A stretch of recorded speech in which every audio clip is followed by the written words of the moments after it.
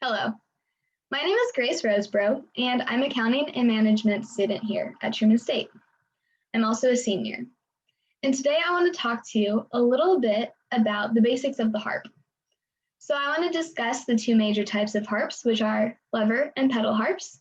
I want to discuss the strings and the coloring of them, and a little bit about the amount of them on different harps. And then I also want to tell you a little bit about the music that we play. So when I was 5 years old, I started playing the harp, and I learned to play on a lever harp, much like all other harpists start on.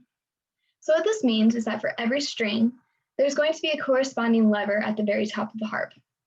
What this lever does is that when you press it up, it's going to press into the string and change the tone. This is very similar to when you see a guitarist and they press their finger on the fret, it's going to press the string down and change that tone. So when you're tuning your lever harp, an example would be for the C strings, you're going to tune at their natural state to be natural.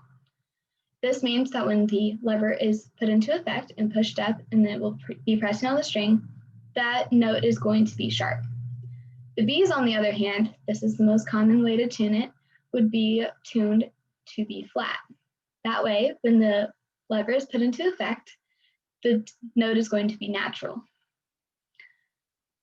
When I was in 5th grade, I graduated to my pedal harp that I play now. This means that for every single string group, A through G, there's one corresponding pedal at the very base of the harp that you use your feet to move. For these pedals, the very top level, that's going to make all of the strings in that group flat. The middle level will make them natural, and the very bottom level is going to make them sharp. So for example, when you're playing a C string, when you change that pedal to be in the middle, all of the strings on the harp that are C are going to be natural. And if you change that down to the bottom level, all of the strings on the harp will be changed to sharp. You can change these throughout the song. And it's a little bit more advanced, which is why you normally see these at orchestras and events. These are the types of harps that you most commonly see. Again, for orchestras and symphonies, you're most commonly going to see a 47-string pedal harp, which is the largest one. I don't play a 47-string harp. I play a 40-string harp, which is a little bit more manageable. The lever harps are also a lot smaller than those large harps, which is why most people find those to be overwhelming, and they start with the lever harps. For the strings, the coloring is how we tell them apart. The C strings are all red, and the F strings are all blue. There's going to be 2 strings. If you start with a C, there's going to be 2 white strings in between that C and that F. Those will be D and E.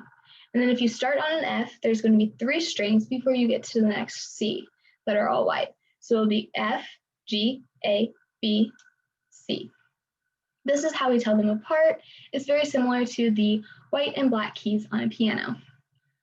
For the music that we play, it's very similar to piano. We play treble clef and bass clef all in one song. That means we can play high notes and we can play low notes all at the same time. Most commonly, harps play classical music, but they don't always have to. We can change up whenever we want. If you have any more questions, I would love to answer them, but that's all I have for you today. Thank you so much for listening to me. I've really enjoyed telling you about the basics of the harp.